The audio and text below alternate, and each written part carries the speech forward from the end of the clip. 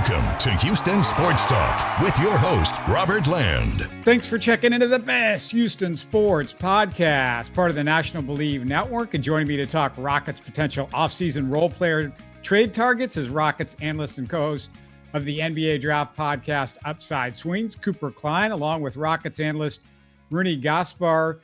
Great to have both of you guys back. And hey, before we talk Rockets, I got to say, this Pacers-Knicks series is so much fun.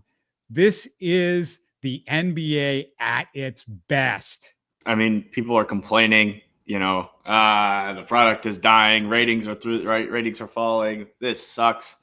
People still find a way to complain, even though we're getting great basketball. But this has been some of the most competitive playoffs we've seen in a while. We're seeing more talent showcased by the league. That's exactly what we've been wanting. We want to see the Halliburtons. We want to see the Cats. We want to see the Brunsons. We want to see these guys really showcase their talent. Just seeing different styles of play really go head-to-head, different styles of coaching go head-to-head. And if you're a real basketball fan, you can't be not enjoying these playoffs. Even if you dislike one team or the other for whatever reason, the ball's so good. It's so much fun to watch. Yeah, it's been the most enjoying playoffs for me so far. And the thing that we can take out of it is like that role players matter. I saw some guys talking about like weak link era, and I think that's a fact. I was reading that book, and right now what is important when we watch the playoffs is not having any players that can be exploited by the defense, so they can like dribble, pass, and shoot. I think like the Pacers is the perfect example of a team that is built with as little as possible of weak links. They don't have like the super duper star, the A plus guy. They have Halliburton, they have Siakam, which are low level stars, but they don't have like some guys that are detrimental. And I think this makes their series so much fun, because we have New York, which have like two stars, and we have like the Pacers, which have like a bunch of role players and a guy that runs the show. So I think like it's fantastic. Yeah, Halliburton and Siakam, they're pretty good. I mean, this just in, those guys are good. And this is why we're doing the role players, because, these are the type of things that the Rockets could improve on. And we probably need to do a show sometime in the near future, what we're learning from these playoffs, because I feel like I'm taking notes. It's like, okay, the Rockets could be doing this and they could be doing that. And, they could be better at this. And speaking of, how good the Rockets can be, Ahmed Thompson, congratulations to him. Became the fifth Rocket to make an all-NBA defensive team with Akeem, Patrick Beverley, Scottie Pippen, and Rodney McCray. Quick aside, if you look at my Houston Rockets history playlist, you're going to find my nearly hour-long interview with McCray about his life and career, so go check that out. But also, we had the news that on the all-NBA teams, Sengun had the most votes, Rooney, of anybody who didn't make one of the three teams. I'll ask you first. Were you good with that? No way, because I understand that the All NBA is about like skill level and what you play, but I think you need to reward winning, because it's unrealistic to think like a team like us made like the second seed in the hardest conference, winning more games than every single team besides the Cavs, Boston, and OKC, and we just have our defensive first team guy. We don't have our DDPOI, or we don't have the coach of the year, or we don't have an NBA guy. Like, how we make it? Like, I don't know. For me, Sengun was the engine of our offense, and I think he deserved. His numbers were not flashy, but when you look at the development he made defensively, which we don't value enough, because last year Gobert should have made it an all-NBA team, but he didn't. They don't have any precedence, like PRA, and put the guy like with the most PRAs.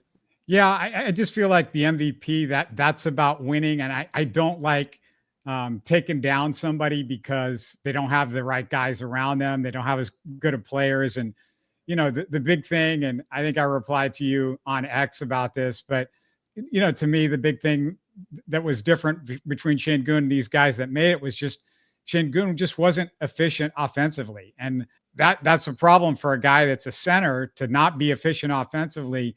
It's one thing if you're a guard, you look at the field goal percentage. If a guard's got the same field goal or true shooting as Sengun, it's one thing.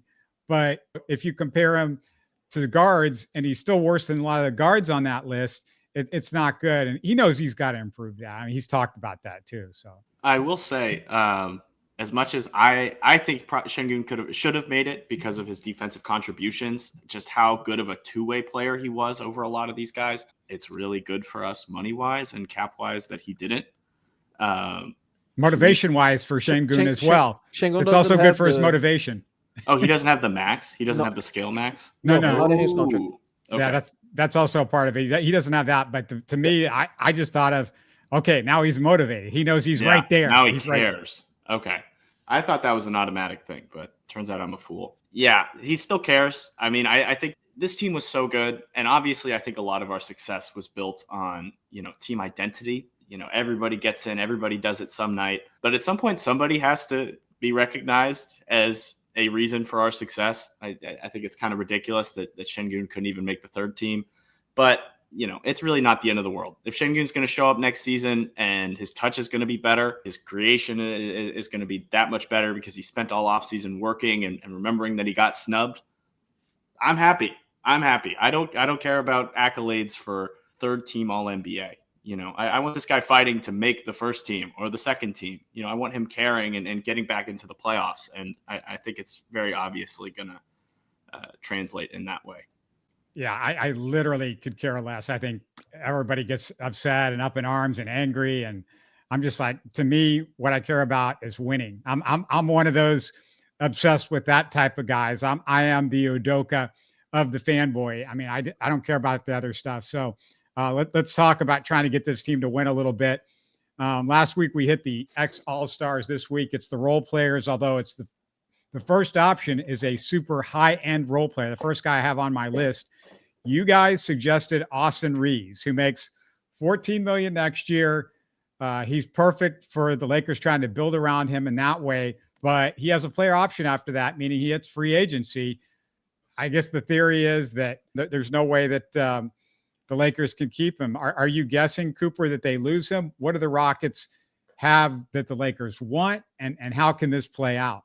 The big thing that the Lakers don't have is any kind of assets. Like in general, they have basically nothing except for Rui and a few picks they can trade that are kind of mediocre. We have guys like Jabari Smith. We could potentially sign and trade a guy like Steven Adams.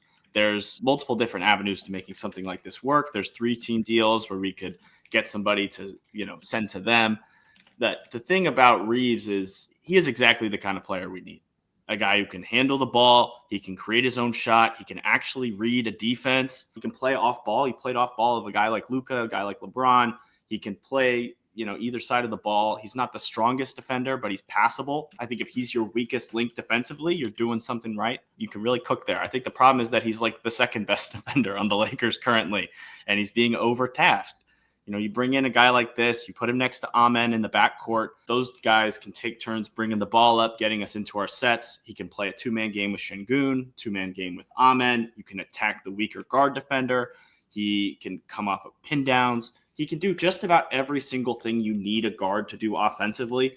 And I don't think that you can misuse him like Ime has misused guys in the past. I think if you put him into the same role you have Jalen running at the moment, he will do a much better job and actually make our offense work and allow everybody else to work and do their jobs on offense, kind of make everybody else's life easier in a way that a lot of the other guys that we've talked about maybe don't. So he's just a smart, high feel, decently athletic, good size, a guy who fits so much better with our current roster than, he does currently on the Lakers. Rooney, I'll let you go in a second, but I just got to say, this was somebody that the Rockets could have taken a shot at, and other teams could have taken a shot at a couple of years ago. I did not understand that. I remember listening to a couple of podcasts saying, hey, the Spurs should, put in a bid for this guy. They've got room or whatever. I'm like, yeah, so should the Rockets. So should a lot of teams.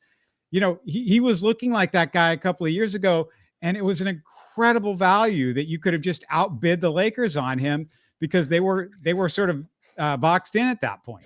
Yeah, for me, it must be some sort of collusion because that deal was like a bargain that back then, and now he made another leap. He's an absolute creator, like excellent secondary ball handler, and in my opinion, he has a little bit more to show. what Cooper said, like he don't play with defenders. He didn't play with good defenders on the Lakers. He doesn't play with athletes. Like they don't have any athletes. They have LeBron, and it is it. And I think he's a player that his game will up a lot with athletes. Like throwing transition passes, like doesn't having that burden on the defense.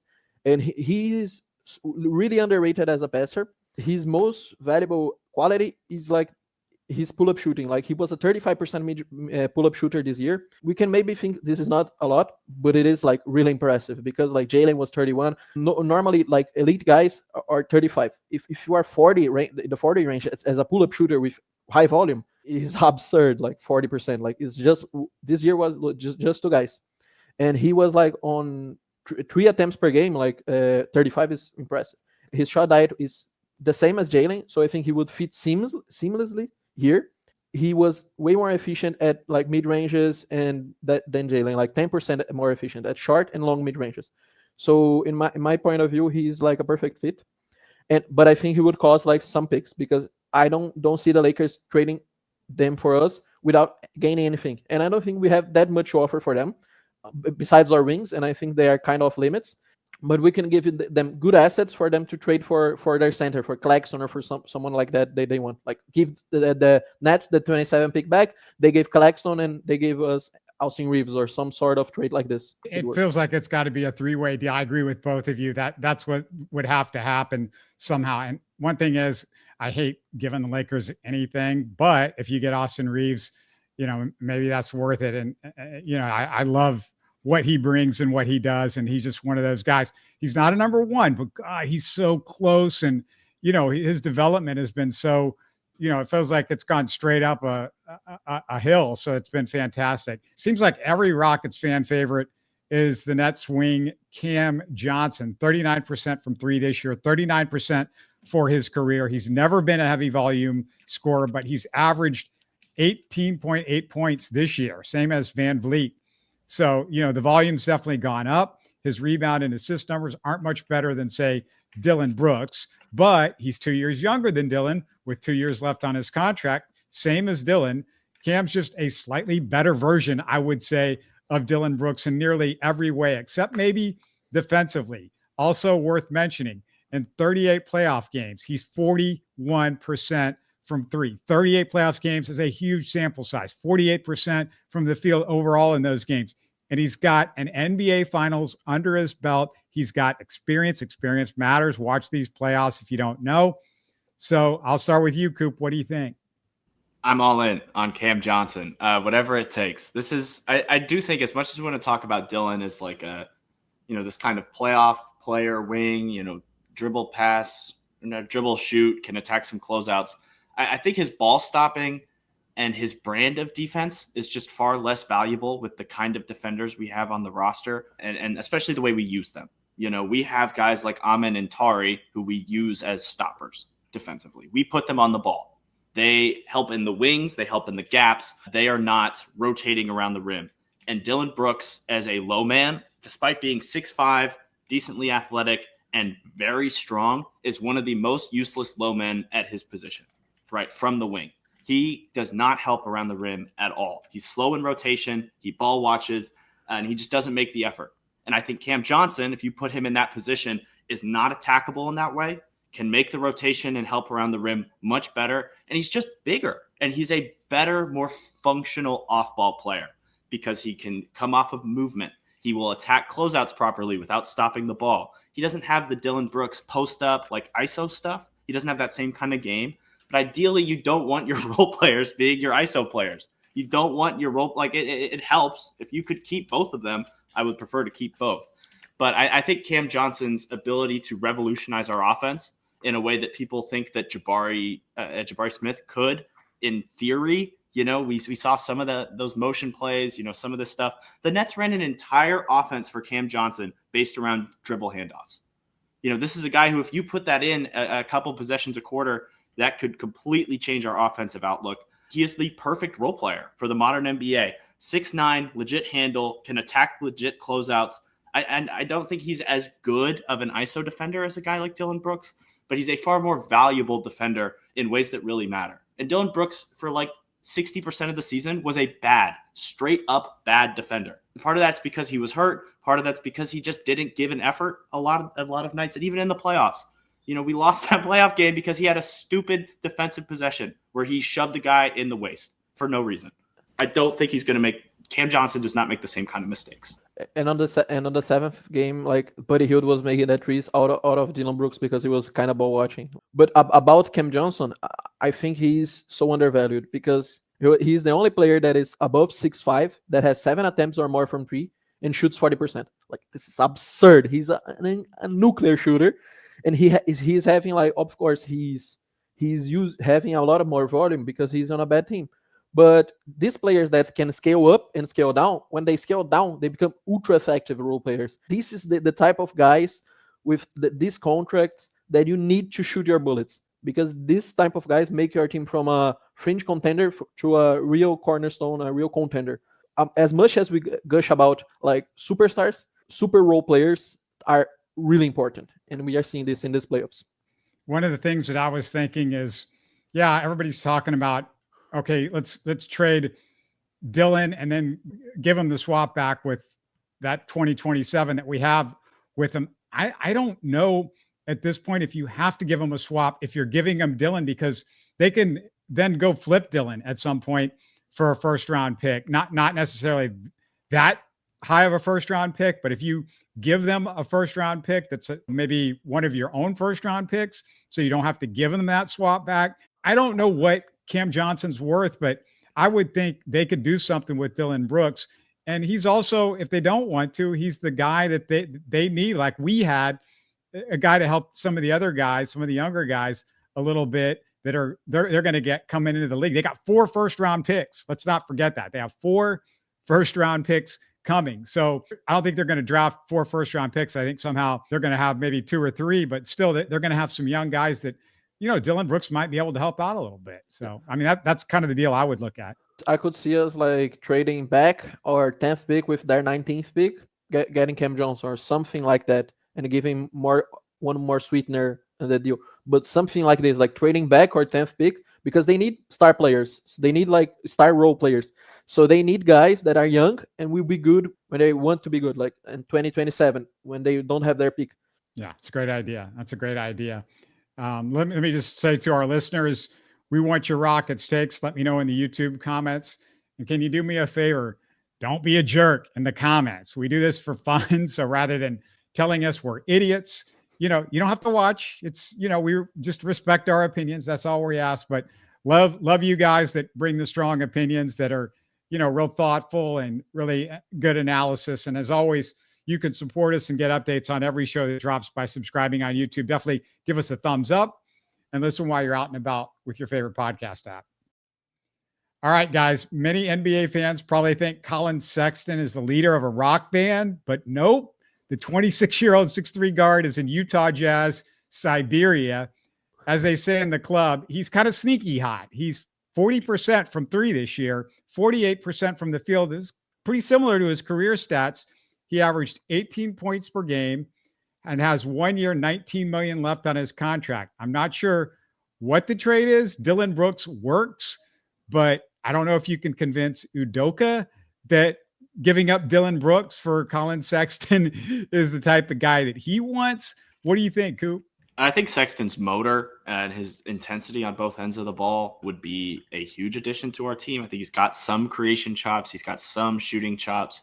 Kind of a basic driver, but just a good athlete. He cares. He fights. It was, kind of on a pretty mediocre Jazz team, but I think he's a good kind of role player that you don't want to overpay for. And I think that's my big worry if you're playing with the Jazz, is you are going to have to lose the trade for them to work with you, because their GM is a greedy idiot. That's kind of the nice way to put it, in my opinion. They're holding on to all these guys, trying to get maximum value. But they're losing value by the day. These guys lose value whenever a few years ago, after they had won more games than they should have, because of Will Hardy and good coaching and just unexpectedly hot shooting seasons, Lauri Markkanen All-Star, and then they don't make any trades. And now, so you have all these guys and their value so much lower. Maybe they give in and you can get them for fair market value. I would love to get a guy like Sexton for fair market value, but I wouldn't overpay, and that's probably what it's going to take to get a guy like that from the Jazz, even though he's a decently good fit, if a bit small, for the kind of stuff we like to do. In my opinion, he's like a really good fit as a backup shooting guard, and this is the position that we most desperately needed in this year. Because when Jalen was playing bad, we didn't have anyone to put in his place. Like we were running with Aaron Holiday. I mean, it's like unacceptable in the professional NBA team. He was nuclear at a three, like Robert said, and his mid-range production was pretty interesting. Like his short mid-range area, he was like 48% at short mid-ranges, which is like a pretty interesting, like in floaters, pretty interesting number. But he has the same problems as Jalen, so that's why he couldn't be a primary ball handler, in my opinion.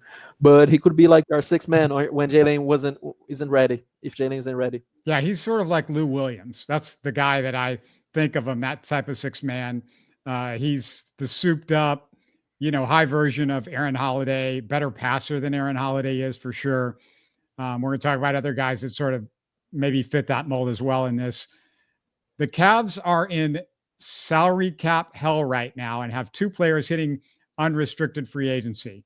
So this would take a Rockets mid-level or partial mid on either one of these guys. I'm going to start off with 6'5" guard Ty Jerome, who had a breakout season, Sixth Man of the Year finalist, shot 43.9% from three. Like, what a jump. So you're this is like one of those guys, if you're talking about on a baseball market, you would go, is this an anomaly or can he keep this up? He had 3 terrible games against the Pacers, but still shot 38.9% from three in the playoffs. Overall, he had those bad games, but overall, you look at the numbers, 38.9 is, I mean, that's great. Is he worth going over the apron though, Cooper, to go after somebody like this? I think somebody else is going to overpay him in a way where he's just not super accessible to us. I think he has more value to a team like the Cavs, where they're operating in salary cap hell and they need to bring back their own guys. I don't know the legal status of them being able to bring him back contract wise. I don't know the difficulties there, but there's a lot of teams that will very gladly pay for his services and overpay for his services to where I don't think we're going to just be able to pay him to get the MLE. But the thing is, Cooper, if you look around the league, there's not a bunch of teams. What is there, Rooney? Like a couple of teams, I think the Pistons and the Nets. I don't know if there's many teams that can really offer him more than a mid-level at this moment. Maybe they can, refigure their books or something like that, get rid of somebody, but it's complicated for these NBA teams. And, if you're Ty Jerome, do you want to go to the Nets? I mean, yeah, if they throw like stupid money at you, but I don't think that's going to happen. I love Ty Jerome. I love the idea, but I think the problem with Ty Jerome would be like we don't have the minutes for him because he would compete with Reed. If we want to keep Reed, I don't think we have any why to bring another ball handler, another primary ball handler, because he would be like the backup to Fred. He's a really effective guy. I love his minutes at Cleveland. I loved watching him play, and he was a great passer, way better than people give him credit. But my problem with him is that I don't think we have the minutes. I think we need more a guy like Collin Sexton or the next guy we're going to talk about than Ty Jerome. And like Coop said, he probably will be well compensated this offseason. I think someone like Orlando should pursue him. There's also just not that many free agents, and as few teams there are that have like a ton of cap space. I think he's a much more desirable free agent than a lot of the guys who are like very, very known quantities. If you're a team that has any amount of cap space and a ton of minutes to throw at him, that I don't think we have as much as we have the MLE, and maybe that's enough. I don't think that we have the promised minutes to throw at him that other teams would, and that would be far more appealing.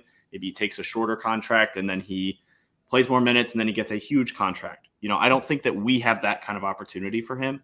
As much as, Robert, I know you don't love Reed, I do think that he is more of the on and off ball threat that we need to be working to build around our stars. And there are teams that are far more ball handling needy than we are, especially if we keep Fred and Sengun and Ahmed and all those guys. That could all change, though. Like, keep in mind that all changes if they trade for Giannis or KD and guys go out and you're like, where are the minutes? Hey, all of a sudden we got minutes to offer, and we're a team that's worth going over a little bit the apron, maybe overpaying for somebody like him. And I don't know if a mid-level is an overpay, but if it gets beyond that, I'm not interested in him. But yeah, it's a mid-level, partial mid-level is where I'm looking at. The other Cavs free agent who's very under the radar, 29-year-old sharpshooter Sam Merrill. Unlike Ty Jerome, who has some shot creation to his game, and as Rooney talked about before, that's so valuable. Merrill's kind of one-dimensional. He is just the shooter. He's 38.6% from three for his career. I'd say partial mid-level at best for him, but he definitely could be a cap casualty with Cleveland. I mean, they're in trouble right now. I mean, they're way over without Sam Merrill, without Ty Jerome. They might be dumping DeAndre Hunter. That's where they are right now. Any of you guys interested in Sam Merrill? Like I said, I think he is more like the type of player we would want because he would be cheaper, and he is exactly the role that we need. His rim to three frequency, I was searching that, and it was 96%. Basically, he just take the analytics correct shot, and he was really low usage, and he was really interesting. I think we need guys like him to play alongside Sengun if we want to explore the Shane Hub idea, and that would be vital. And I love that he was decent in the low amount of short mid-range he took, like the floaters. He was like 15% better than Jalen. Like, I'm using Jalen as a comparison because he's our primary ball handler, so it's easier for people to understand. And he took a lot of shots in the floater range. It was like 75% of Jalen's diet, which was like 150 shots, I think. And that's why I would be interested in him. Yeah, I think the motion shooter, like true motion shooting that he brings and just knock down spot up shooting is exactly the kind of stuff we need. I don't think that he's like a great closeout attacker, but I think if you run a DHO for him, he can get downhill and do enough with the ball in his hands to be a functional player, I should say. He's pretty simple, but if you can pay that guy $4 or $5 million, bring him in, take the swing at we need more shooting desperately, and you will get minutes. And if you play hard defensively, you will get plenty of minutes because we need somebody to just come in and shoot the ball. I think that could be a really great sell. And this is a guy who, obviously he wouldn't take a ton for us, but he hit 96% of his free throws last season, which is only like half a free throw a game. But, we need guys who can hit free throws desperately. So I'd love to bring Merrill in. What I have never figured out is under Daryl Morey, under Rafael Stone, the Rockets have just not been interested in these type of one-dimensional three-point shooters. I get that they're one-dimensional, but man, what a difference some of these guys could make is just sharpshooters coming off the bench. Outside of maybe a Garrison Matthews, which it's not like they invested a ton in Garrison Matthews, but outside of Garrison Matthews, can you think of a guy that they've brought in? I mean, Eric Gordon, but he was obviously more than a one-dimensional guy. And, that was somebody that could handle the ball, do some other things, but they just haven't done that, under the last couple of regimes. Gerald Green, kind of, Ryan Anderson, kind of, but I wouldn't classify those guys as like these lower end bets at like high level shooting, like a Dean Wade or a Sam Merrill, or these guys who can just come in and hit some threes for you when you need them to off the bench. So they've taken a couple of two-way swings on guys like that. We have Jack McVay currently. McVay's, I never considered him like a serious,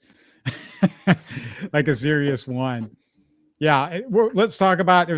I got another guy coming up that's fits this mold because I'm trying to figure out the Bulls because they're a complete mystery. But I'll throw out two intriguing players: 6'5" guard Coby White and 6'7" wing Kevin Huerter, both in their mid-20s. Coby shot 37% from three this year, same as his career. So he's pretty good at three, not elite, but he's good. 45% overall, good shooter overall. He's averaged about 20 points per game, but none of his other counting stats stick out. He's got 1 year left on his contract at $12 million. Then you have Kevin Huerter, who's a career shooter nearly identical to Coby. He's got 1 year, $18 million left on his contract. That classic movement shooter, Sam Merrill type we just talked about. The Bulls have this logjam at the 1, 2, 3. Dosunmu, Bazelis, Lonzo Ball, Josh Giddey.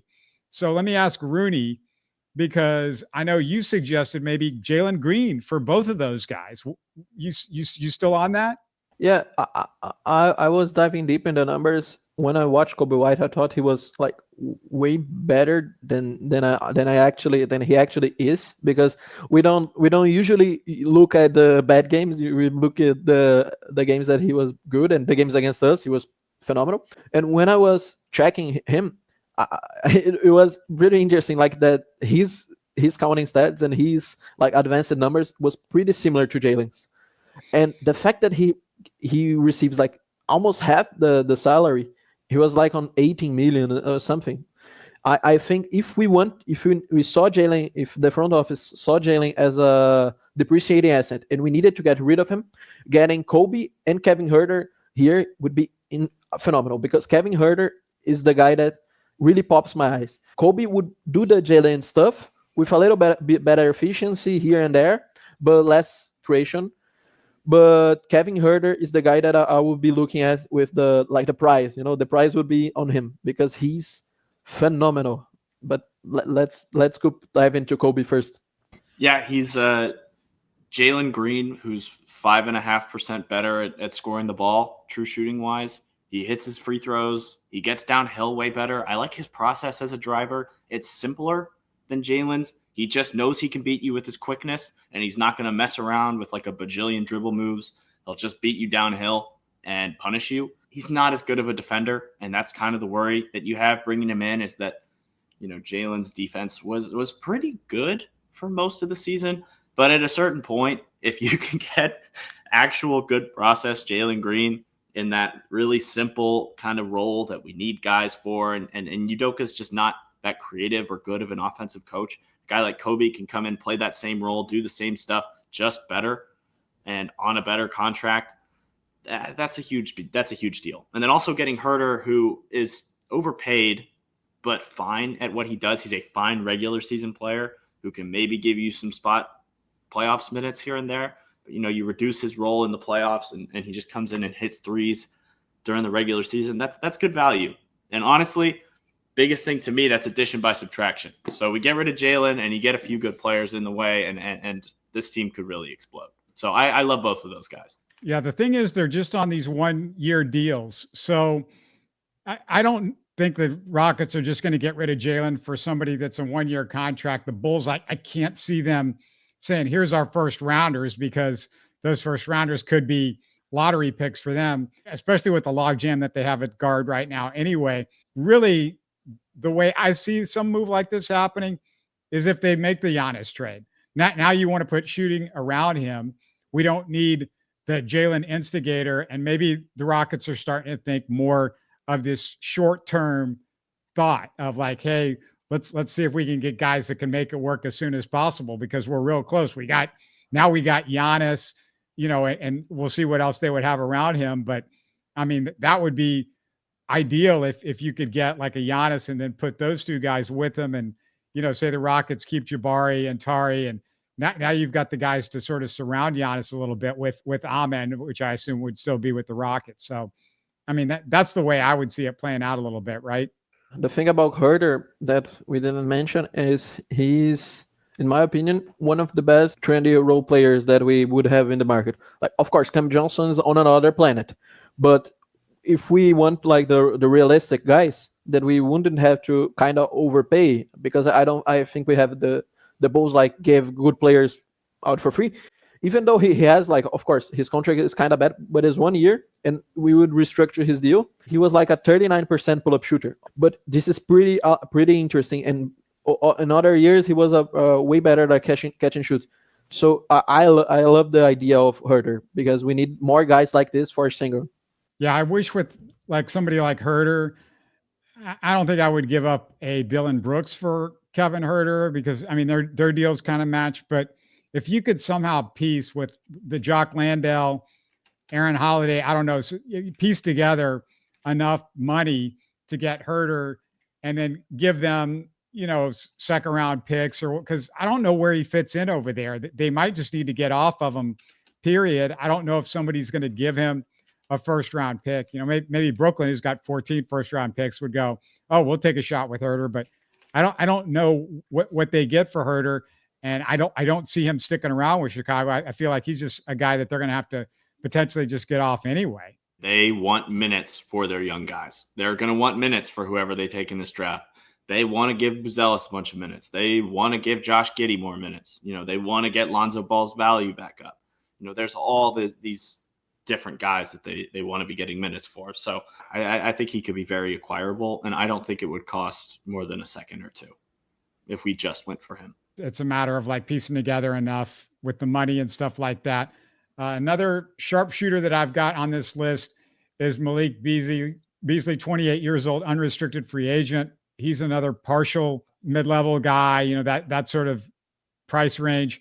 We got to say that his defense has looked much better in Detroit. So this is somebody that could intrigue the Rockets. The shooting's undeniable, 39% from three for his career at high volume, 41% on 9 attempts this year. And I assume, Cooper, that the Pistons would want to re-sign him. They've got the money, so he'd be kind of a long shot. Yeah, Pistons love him, fits their culture. They just want gunners next to a guy like Cade, but maybe they use that salary space to go after other free agents. They use it to bring in other guys, or maybe he just wants a change of scenery. You never really know. I'm operating under the assumption that he just goes back to Detroit, but if you could get him for the MLE, I'd be very, very happy to sign him. As long as we actually let him just shot chuck, because that's what you sign him for. You don't sign him to come in and play smart. You sign him to come in and just shoot threes and space the floor and act as a real gravity well. And I don't think that we've done a very good job of allowing our shooters to just shoot. It's been a lot more of a defense first, let's get the ball to our guys. Now, if you're Malik Beasley and you got an ounce of space, you need to be letting that guy shoot it. So you got to let him play with freedom. And I do worry that wouldn't fully happen here. Steven Adams setting screens for Malik Beasley on the bench units would be pretty fun. Yeah, that is a beautiful offense. And, we've talked about DHOs, all this kind of stuff. But if you can just get Beasley open shots off a bench unit, or even just let him shoot deep ones, that's free offense. And we have struggled so much to get anything going in bench units, especially. And he just gives you a great outlet for guys like Amen to kick out to, for your guards to just make the right pass and, just knock down shots. We need that so badly. I think we had a shot at him last year because we talked about we were interested in a guy like him, but we didn't come true. Right now, I think he just fits too much with the Detroit, and he had the quote before the draft that he loved Detroit, and it's really hard for him to go out there unless they don't give him a deal at all, and I don't see that happening. Yeah, Hardaway's the guy that might be the odd man out when Jaden Ivey comes back. I assume Jaden Ivey's going to be ready to go next year, so somebody's going to have to be a little bit more out of their rotation, and Hardaway's the guy that feels like is the odd. I don't know what they're going to do with him. But last guy I've got, Anfernee Simons, who I suggested at the trade deadline, doesn't appear to be part of the Blazers' future, but at the moment, he's kind of high-priced for a six-man. He's got a little ball creation, but mostly he's a scorer with Jalen Green type efficiency. If you look at the numbers, his contract has a year left at $27 million, and that's right around where you are with Jalen. Is there anything that you guys see to Anfernee Simons? I mean, he's simple. He knocks down open shots. He can attack kind of in a straight line. Piss poor defense. He's really small. Not a ton of effort there. He's not a super advanced creator. But sometimes we just need a guy to knock down shots sometimes, right? And yeah, I'm not giving up $27 million worth of guys to get an Anfernee Simons level guy. You have to believe in his fit around your superstars so much. I just kind of assume he's going to go to Orlando and play off of Franz and Paolo and knock down easy threes. I don't think that he brings $27 million worth of value. And as much as we have the ability to not be super picky with who we pay that money to right this instant, I would rather pay $27 million to a lot of other guys. So he's not my favorite, but I would not be like actively upset if we got him. Yeah, you'd have to figure out how to get him too. I mean, where that's going to come from. And it would probably be Dillon Brooks. And he's just not worth Dillon Brooks. I know he's not worth Dillon Brooks if you ask the Rockets brass. And the problem with Anfernee, like like Cooper said, he's kind of there, Jalen Green, because I was looking at the efficiency, I looked at the numbers, and like it's like so similar. Like they are bad at like the same things. They are bad at the same things, and they do like the same stuff. And his contract is not that much better than what we are paying Jalen. It's like Jalen's adjusted for inflation, but I don't see any positive light to having him here. A team like Orlando will be the one that will give it a shot, but it will probably fail because he isn't that archetype of player that would help him lift a championship core. Is there anybody else that you guys have thought about that, we went through a list and we've talked about some stuff. Is there anybody else that comes to mind? I have one that I think it's the fan base is clamoring for him too, and we didn't include it. It's Quentin Grimes. Like the Philadelphia 76ers are in cap trouble because if they don't trade that third overall pick, I was like doing the math and stuff, they would have to lose a lot of guys to keep him in a MLE. And if we want to pay more, they will probably lose Yabusele, which is therefore, then they don't want that. They are in a really troubled spot. They would need to maneuver pretty well for them to add a guy like Canupo or Ace if they want, like on the third or the fifth, and keep Quentin and these guys. And he is the perfect role player that is overproducing in a primary role. And when he comes back at way better efficiency. He's everything that we want, I think. He's a knockdown shooter that can't have a better assist production than the numbers show. Because I saw passes that I didn't ever see for him in this Philadelphia stint. He was doing like some lob passes that I was like, I didn't have any clue that he could do that. Like, and he impressed me. I love this guy. Yeah, his motor and just two-way play. I mean, this guy also, I'd love to sign him because he's a Cougar. Go Cougs. But he's so tough. He can knock down jumpers. He can knock down pull-ups, spot-ups, some light motion stuff. I do think that idea of scaling back your role players is just the best way to do it. And he's always been this guy who can do some creation stuff that works in the playoffs. You need guys who can come off the bench and do a little bit of creating in the playoffs, but he can also scale back and fit next to other stars, play a sixth-man role or take over that Dillon Brooks starting spot. I think his motor just makes him a better defender than a guy like Dillon, as much as we want to, sit here and talk about Dillon as a, all defense level guy. I think it's just, to me, it's night and day.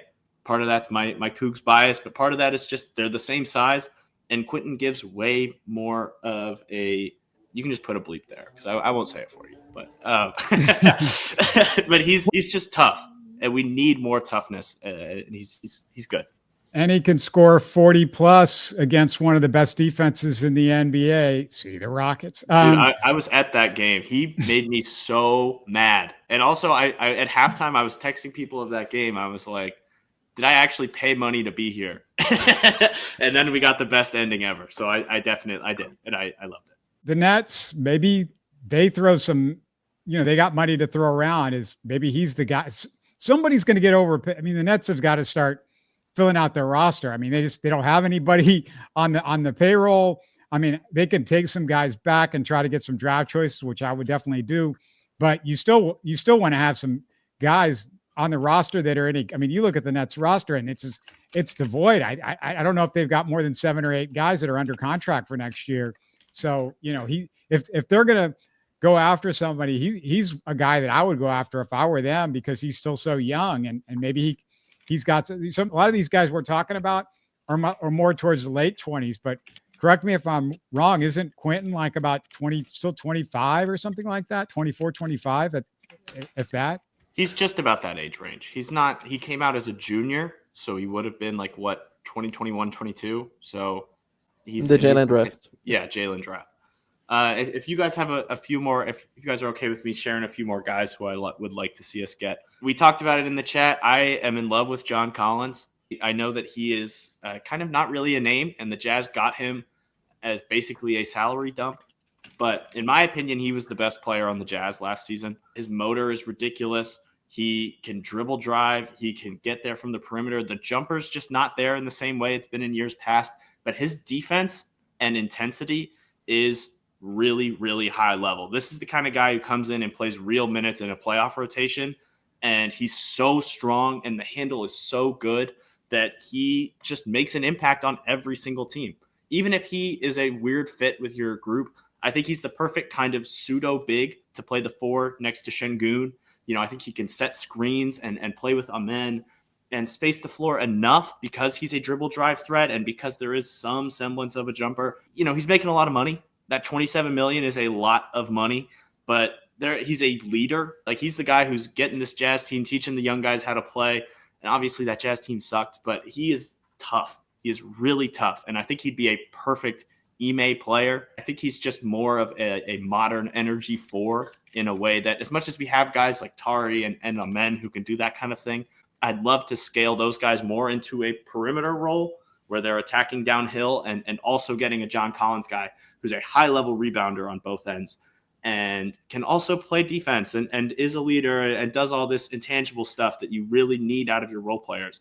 And I think he's a really undervalued asset in the league right now. He's just not talked about because people still kind of have this bad taste in their mouth from the Hawks days.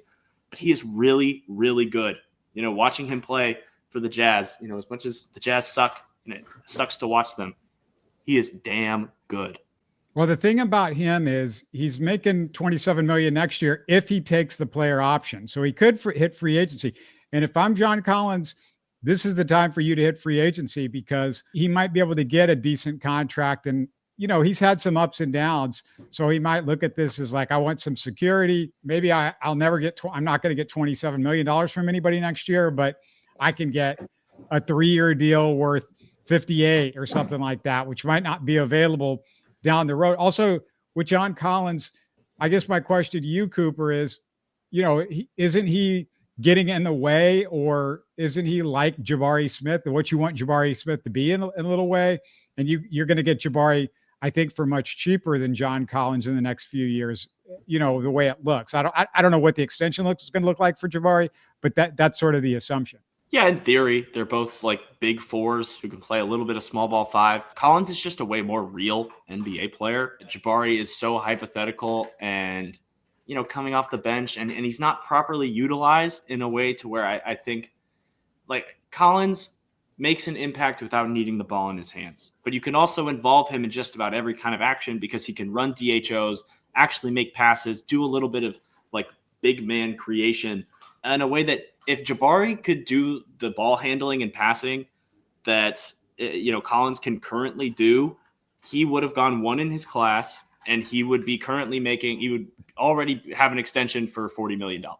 Like, that is how much better I think Collins is than Jabari at the like kind of ancillary role player stuff. And even if you buy Jabari as this nuclear shooter long-term, I think I just value the kind of stuff that Collins does more. I think I value real production, even in a weird way, more than hypothetical 3rd pick value. Well, he's got a better offensive coach than Udoka. That's got to help Collins a little bit because, I felt like there was a lot more you could have gotten out Jabari Smith, and the Rockets were putting all of their emphasis on Sengun and Jalen as the core of their offensive sets and stuff like that. They did nothing really for Jabari. I assume that Utah, because there wasn't that guy, John Collins kind of could take the shots that he wanted to take. The thing is that he doesn't need, like, Jabari without being schemed for is just nothing. Like, he can't really, he demands a closeout, sure, but he can't punish it, right? If you just, let John Collins play in the flow of the game, he will find a way to impact it. He will make his mark on the game no matter what. You don't have to have a good offensive coach to scheme these kinds of things. He just knows how to play in a way that Jabari is so dependent on other guys that he has to, like, you have to scheme these mid-post shots for him. He can't bring the ball up and get into his own shot. You have to scheme motion stuff. I think John Collins also as a transition player would be great. You put that kind of big who can just run down the floor and put pressure on opposing defenses by making them rush back and make these concessions. I think he just does all the little stuff that you need from a big to win basketball games. Yeah, the problem with Jabari is was exacerbated in the Warriors series. Is he can't handle the ball. We need to pass to him in his spot for him to be decent. And he's a pretty way above average shooter in that nail area. I think I don't know close to the rim area. Like, he's really nuclear. But if you can't go there by yourself, you need the whole team to be schemed for you. And he didn't prove to be good enough that we need to do that. And he isn't that good as a screener. His screens are like the worst in our team. And that's the problem with Jabari. Jabari needs to get better at his ancillary characteristics that Cooper said for him to be like our perfect Sengun complement. But right now, he's just a guy that wants to be more than he can. Yeah, I agree with the screening. I would say, yeah, he's not somebody you could put the ball on the floor a bunch. But I remember, somebody like LaMarcus Aldridge with both Portland and San Antonio could get you 18 to 20 points. And it would be like 1-2 dribbles, bang, shoot. If he wasn't open, he had the turnaround. I mean, that's the guy that I saw, with Auburn. That he was more of a LaMarcus Aldridge guy. I mean, I wish the handle was better. I don't think that's over with. I think Jabari's going to work on it. His handle's gotten better since he's gotten the NBA. He realized, I think, in the playoffs, it's a different level of handle that you need. It's a big lesson that is learned. I mean, that's one of the things that I worry about the Rockets moving forward is, man, we got some guys that can't dribble the basketball. I mean, that needs to get better. I don't know what is going on, but they haven't put the emphasis on that when they've been drafting guys. That's something that when you watch the rest of the playoff, and we're going to have to do a show on just lessons learned in the playoffs. And, that's going to be one of my lessons learned. Also want to just throw out Cooper's at Ali_oop_Coop on X. He's doing draft content over there all the time on his Upside Swings podcast. If you want to hit up Rooney, it's at Rooney Wondering. It's up on the screen if you're watching on YouTube, of course. We just covered a bunch of stuff. Hope everybody is enjoying that and enjoying their Memorial weekend. Just thanks again, guys, for doing this. Appreciate it. You're listening to Houston Sports Talk. Hey, don't forget to support us by subscribing and commenting on YouTube. You can always listen to us on Spotify, Apple, or your favorite podcast app. Tell your friends about us and share our show links on social media. Spread the word, everybody. Thanks for listening.